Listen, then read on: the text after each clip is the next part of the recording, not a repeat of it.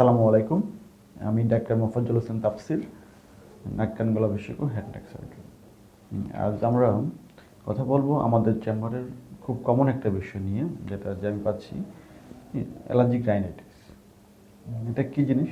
যা নাক দিয়ে কন্টিনিউয়াস পানি পড়া, কন্টিনিউয়াস হাসি দেওয়া, নাক বন্ধ হয়ে যাওয়া, চোখে মুখে ইচিং হওয়া, চোখে চারপাশে ফুলে যাওয়া, এই রোগগুলো বলা হয় অ্যালার্জিক রাইনাইটিস। এটা সাধারণত কী হয় যে নাকের মিউকাসের ভিতরে একটা অ্যালার্জিক রিয়েকশন হয় বা টাইপ 1 হাইপার সেন্সিটিভ রিয়েকশনটা হয়। এই রিয়েকশনের কারণে এই প্রবলেমগুলি হয়। এটা কাদের বেশি হয়? সাধারণত অ্যাডাল্টদের বেশি হয়, 20 থেকে 40 বছর বয়সী বেশি হয়, এবং বাচ্চাদেরও হয়, প্রেগনেন্সিতে হয়। আবার একদম বয়স্কদের আবার এই অ্যালার্জিক প্রবলেমটা দিন দিন প্রবণতা কমে আসে। আর এটা যাদের বংশগত হওয়ার একটা চান্স থাকে বেশি, যদি কারো বাবা মার থাকে তাহলে ছেলে মেয়েদের 3 থেকে 6 গুণ পর্যন্ত বেড়ে যেতে পারে। এটা কি নিয়ে আমাদের কাছে আসে? যে কমনলি আসে যে নাক দিয়ে পানি পড়ে সারাক্ষণ, এবং সারাক্ষণ হাসি দিতে থাকি, এবং নাকে কিছুদিন পরে নাকের পানিটা গাঢ় হয়ে নাক বন্ধ হয়ে যায়। তখন মাথা ব্যথা, বারবার লাগা, মাথা ব্যথা হওয়া, একটা অস্থিরতা ভাব হওয়া।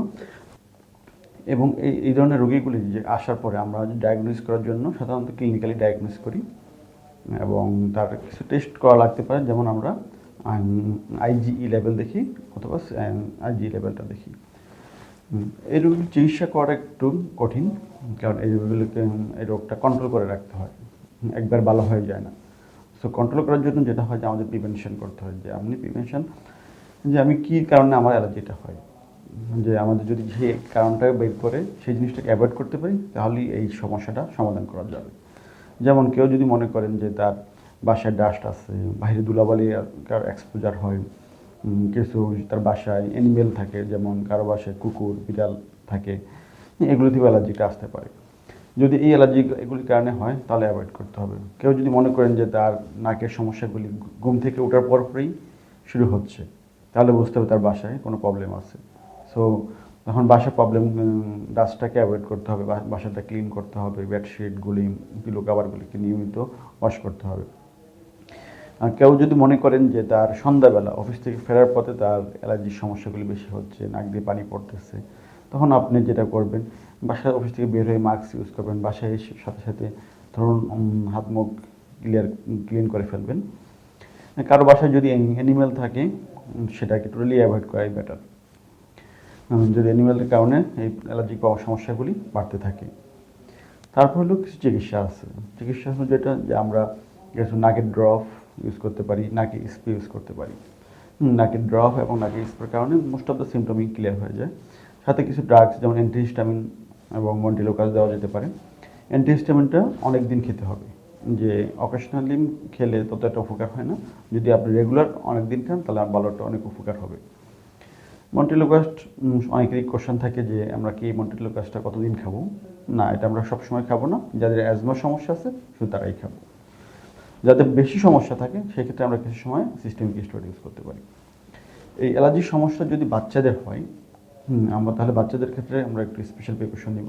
অনেক সময় বাচ্চাদের ক্ষেত্রে যেটা হয়, নাকের পিছনে অ্যাডোনাইড থাকে, অ্যাডোনাইড বড় থাকার কারণে এই প্রবলেমগুলি হতে পারে। বাচ্চাদের জন্য সবচেয়ে ভালো হলো যে নন সেডেটিভ অ্যান্টিহিস্টামিন, যেটা আমরা অনেক দিন খাবে, এবং সাথে সাথে 2 থেকে 4 বছর পর থেকে আমরা স্টেরয়েড স্প্রে ইউজ করতে পারি।